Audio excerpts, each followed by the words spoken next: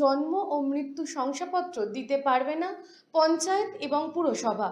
নবান্নে বৃহস্পতিবার যে প্রশাসনিক বৈঠক হয় সেই বৈঠকেই কিন্তু এই সিদ্ধান্ত গৃহীত হয়েছে।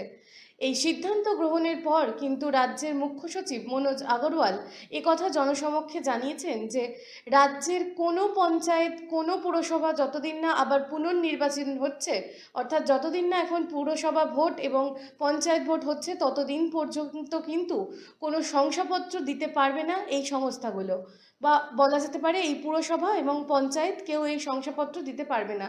কিন্তু কেন হঠাৎ করে এই রদবদল, কেন এরকম সিদ্ধান্ত বদল? এও শোনা যাচ্ছে যে শনিবার দিন যে বিধানসভা অধিবেশন চলছে তাতে কিন্তু এই বিলও আনা হতে পারে যে কোনো পুরসভা এবং পঞ্চায়েতে সেই ক্ষমতা থাকবে না যে তারা জন্ম এবং মৃত্যুর শংসাপত্র দিতে পারে। বিধানসভা থেকে বিল পাস করিয়ে এই নিয়মের পরিবর্তন করার একটাই কারণ দুর্নীতি ঠেকাতে চাইছে রাজ্য। এর আগে যখন এসআইআর প্রক্রিয়া চলছিল, অর্থাৎ ভোটের আগে যখন এসআইআর প্রক্রিয়া চলছিল, তখন কিন্তু এই জন্ম শংসাপত্র নিয়ে এক দুর্নীতির বিশাল অভিযোগ সামনে এসেছিল বিভিন্ন থানায়। তার পরবর্তীকালেই কিন্তু তদন্ত করা হয় এবং দেখা যায় যে বেশ কিছু ভুয়ো এই শংসাপত্র রয়েছে। এই শংসাপত্রগুলো যাতে ঠেকানো যায় তার জন্যেই কিন্তু রাজ্য সরকারের এই সিদ্ধান্ত।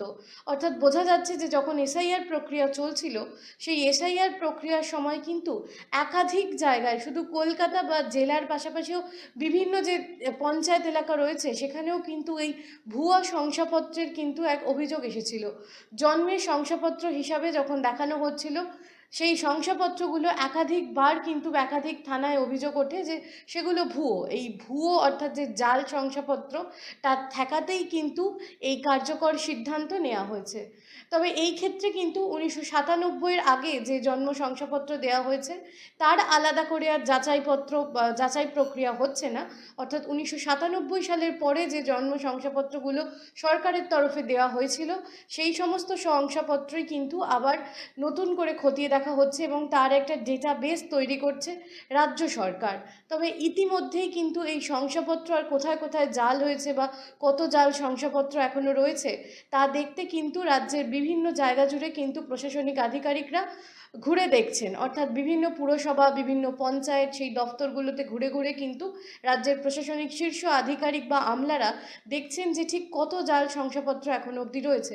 আজকে অর্থাৎ বৃহস্পতিবার যেরকম কলকাতা বোরো 1, বোরো 2, বোরো 3, বোরো 4 শংসাপত্র যাচাইয়ের জন্য যাওয়া হয়েছিল, এছাড়াও হাবড়া, অশোকনগর, দক্ষিণ চব্বিশ পরগনা, উত্তর চব্বিশ পরগনা, বিভিন্ন জেলায়, নদিয়া, হুগলি, বিভিন্ন জেলায় কিন্তু উচ্চপদস্থ আধিকারিকরা গিয়ে গিয়ে কিন্তু এই শংসাপত্র যাচাই করে এসছে।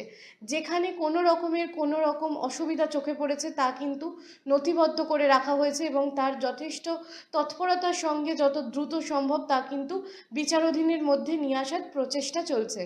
অর্থাৎ বোঝাই যাচ্ছে যে এসআইআরের সময় যে এক বিপুল এই জন্ম সার্টিফিকেট নিয়ে যে আলোচনা বা সমালোচনা হচ্ছিল তা ঠেকাতে কিন্তু প্রস্তুত রয়েছে রাজ্য প্রশাসন। তবে শুধুমাত্র যে এই জাল ঠেকানো, যে জাল শংসাপত্র ঠেকানো বা জন্ম মৃত্যুর যে তালিকা রয়েছে বা জন্ম মৃত্যুর যে শংসাপত্র রয়েছে তা ঠেকানোর জন্যেই এই ধরনের পদক্ষেপ করা হচ্ছে, বিষয়টা কিন্তু এমন না।